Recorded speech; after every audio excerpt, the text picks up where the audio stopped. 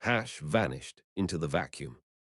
We'd built a life on polished concrete floors and the soft hum of domestic routine, my wife Elena and I, in that mid-sized apartment overlooking the city's neon-veined sprawl. Late 20s, both of us.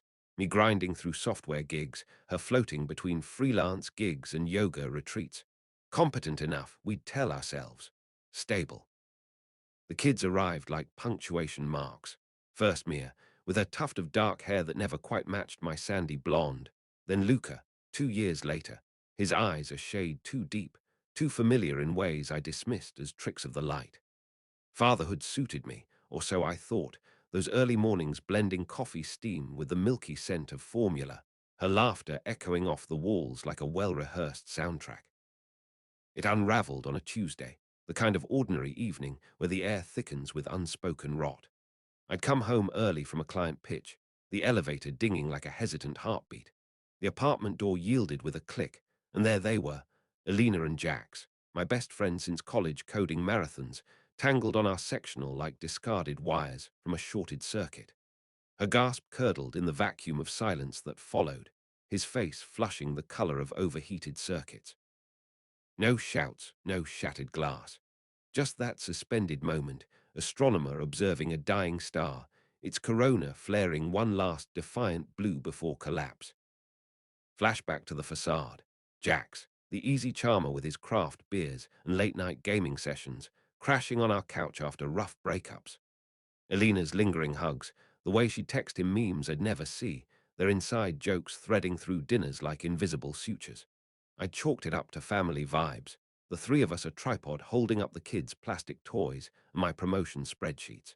Mia's first steps toward him at the park, Luca's babble sinking with his goofy coos. Paternity tests never crossed my mind. Why probe the chassis when the engine purred?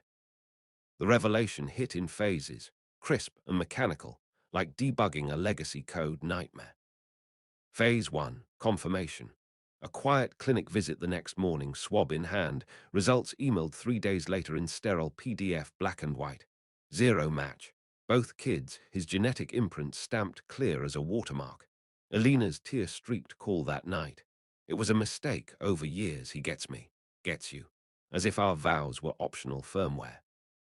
Phase 2, inventory. Bank statements showing her spa weekends overlapping his work trips. Shared Spotify playlists I'd never heard. The nursery camera footage I'd reviewed once idly, catching their silhouettes in the hallway shadows while I slept off jet lag. Absurd, really. The betrayal scripted like a low-budget noir, complete with ironic twists. Just saving you from a fate worse than death, I imagined Jax muttering to himself, high-fiving his reflection. Phase 3, extraction. No scenes, no lawyers circling like vultures over roadkill.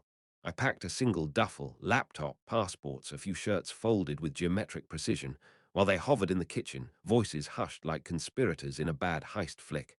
"You're really leaving," she whispered, clutching a dish towel like a lifeline. Nod. Door closed. Elevator descent, 20 floors of plummeting weightlessness, the city's glow rising to meet me. Disappeared.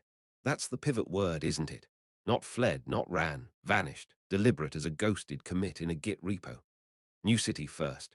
Denver, high-altitude air sharp as a fresh install, anonymous amid the mountain shadows and craft brewery haze. Burner phone, freelance contracts under a variant alias, apartment in a brick loft with exposed ducts humming like contented machinery. No social media ghosts, no forwarding address.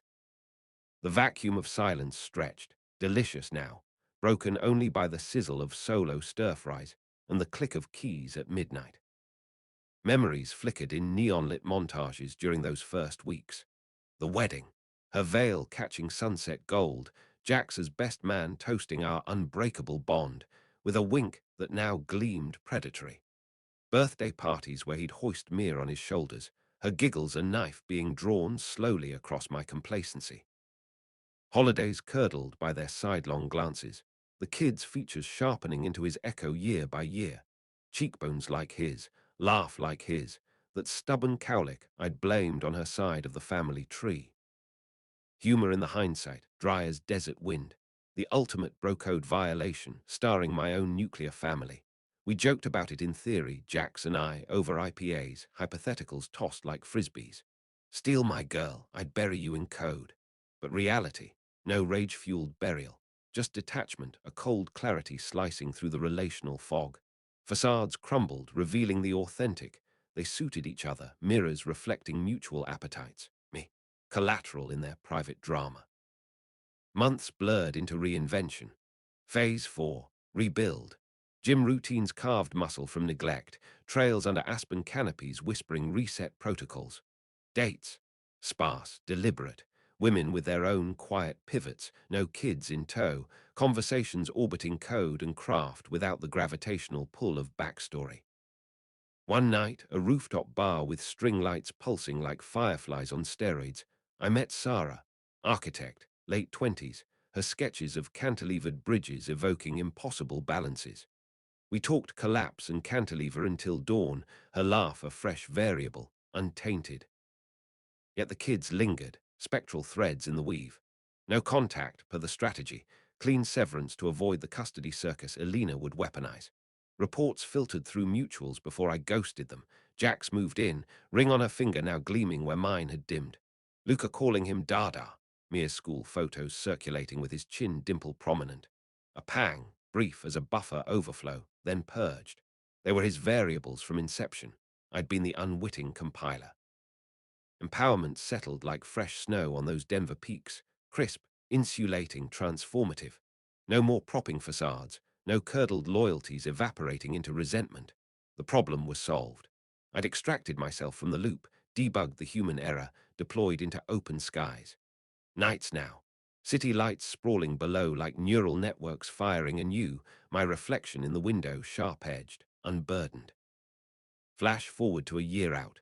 Freelance empire humming, contracts stacking like cordwood. Sarah's place, her polished concrete counters mirroring our breakfast rituals, simple, sensorially alive with coffee grounds and citrus zest, no echoes of betrayal.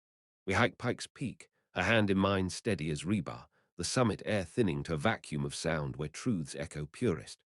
"What brought you here?" she asks once, trail dust clinging like forgotten code. I shrug, understated. Needed a clean fork. Old branch was forked. No anger lingers, just analytical peace. Betrayal as catalyst, stripping illusions to core code. People reveal in patterns, not promises. Jax and Elena, let them debug their own tangle, diapers, mortgages, the slow entropy of shared secrets. Me, I vanished into clarity, a protagonist scripting his own arc, empowered in the quiet pivot from wreckage to wide-open code. The city hums below, neon accents flickering like distant stars reborn. Vacuum of silence, now my ally. The problem was solved.